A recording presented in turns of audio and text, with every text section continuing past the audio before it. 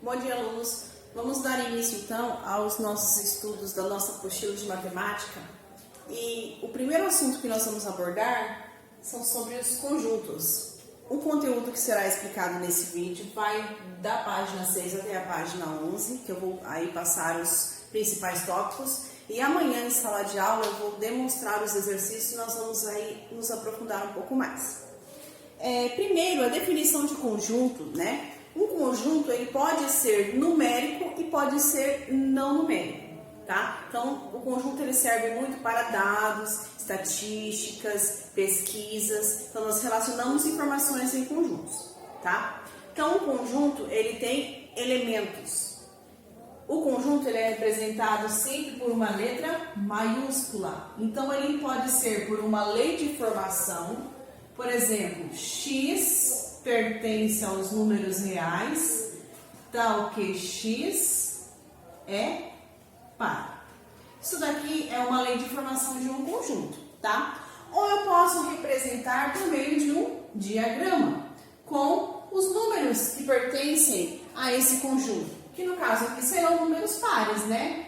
0, 2, 4, 6, 8, 10 e assim por diante. Ou também posso representar pelo diagrama de Venn, que vai ser aqui com a letra A, e os elementos que pertencem a esse conjunto estarão aqui dentro desse diagrama, tá bom? Importante dizer que em um conjunto a representação e a ordem não faz diferença. Se eu digo que os números pares estão dentro desse conjunto A, pertencem a esse conjunto A, então a ordem que eles aparecem não importa muito, não precisa estar na ordem, tá bom? Desde que todos os números pares estejam dentro desse conjunto. Nós temos aí os elementos de pertinência ou os elementos de condição. Eu tenho subconjuntos. O que seria subconjunto? Seria um conjunto dentro de outro conjunto. Sem ser um conjunto numérico, eu posso dizer que eu tenho o conjunto dos alunos do Centro Educacional Mundo Novo Mickey. E dentro desse conjunto eu tenho um subconjunto que é os alunos do primeiro ano.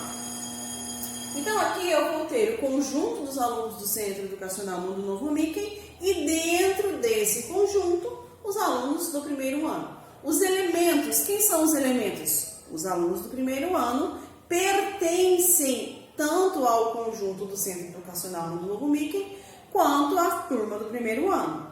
O conjunto de alunos do primeiro ano está contido dentro do conjunto dos alunos do Centro Educacional Mundo Novo Mickey. Então, nós vamos usar a denominação pertence e não pertence quando estamos falando de elementos. E vamos usar a denominação contido e não contido quando estamos falando de conjuntos. Isso daqui é muito importante, tá? Pertence e não pertence a elementos, quem está dentro de um conjunto, e contido e não contido quando eu tenho um conjunto dentro de outro conjunto. Eu ainda tenho a adição de conjuntos, a subtração, a união e a intersecção. Então, quando eu falo de adição, quando eu quero adicionar, eu vou fazer então a união de conjuntos, tá bom? Então, aqui no caso, eu vou representar pela letra U.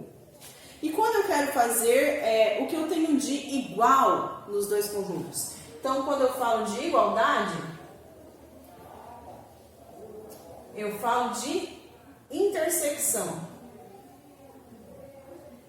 E o símbolo é essa ferradurinha agora virada para baixo. E eu ainda posso falar da diferença de conjuntos, que eu excluo aí os elementos, né? A diferença. Na diferença, o símbolo, vocês já conhecem, né? É o símbolo da subtração mesmo. Ok? Como que nós vamos então definir? Eu vou dar aí um exemplo prático para vocês. Acompanhe aqui comigo no quadro. Vocês podem também pausar o vídeo e fazer as anotações necessárias no caderno de vocês, tá? Então eu vou colocar aqui um exemplo com operações de conjuntos, né? Eu tenho aí o conjunto A formado pelos elementos 2, 3, 4, 5 e 6. Tenho também o conjunto B, formado pelos elementos 2, 3 e 4. Tenho também o conjunto C, formado pelos elementos 5, 6, 7 e 8. Então, eu vou fazer aqui denominações e operações com esses conjuntos. Eu vou dizer que o elemento 2, como é um elemento, ele pertence ao conjunto A e também ao conjunto B. E esse mesmo elemento 2 não pertence ao conjunto C. Ó. Pode ver que ele está no A, está no B, porém não está aqui no conjunto C.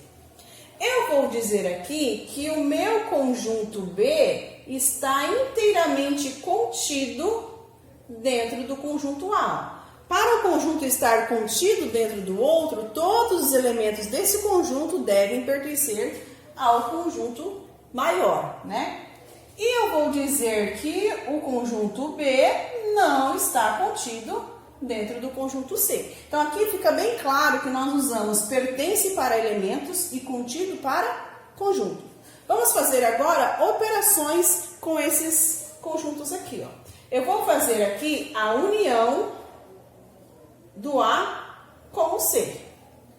Se eu quero fazer a união do A com o C, eu vou fazer todos os elementos do A e todos os elementos do C. Aqueles elementos que se repetem, eu não preciso repeti-los, tá? Então, a união do conjunto A com o C vai ficar 2, 3, 4, 5, 6, 7 e 8. Todos os elementos. Vamos fazer agora a intersecção do A com o C. A em intersecção com C. Então, agora eu vou pegar apenas os que eu tenho na igualdade, o que eu tenho de igual, tanto no conjunto A quanto no conjunto C. Quem eu tenho nos dois ao mesmo tempo? O 5 e o 6. E agora eu vou fazer a diferença do A menos o C. Eu vou pegar aqui todos os elementos do A e excluir aqueles que fazem parte do conjunto C. Então, quem faz parte do conjunto C? 5 e 6. 7 e 8 já nem faz parte do A, então ele nem entra nessa contagem. Vai ficar apenas o 2, 3 e 4. Então, aqui eu já tenho um breve exemplo para vocês das operações com os conjuntos e das denominações de pertence e contido. Qual é a diferença quando nós usamos pertence e quando nós usamos o contido? A explicação de hoje ela é breve, é assim um resumo do que nós vamos ver começarem os nossos conteúdos. Façam as anotações que vocês acharem necessárias. Quem tiver dúvida aí me procura agora durante o horário da nossa aula, que eu vou estar tirando algumas dúvidas se vocês me procurarem. E amanhã nós nos vemos para poder então resolver esses exercícios aqui na prática. Um beijo, pessoal, e até amanhã. Tchau!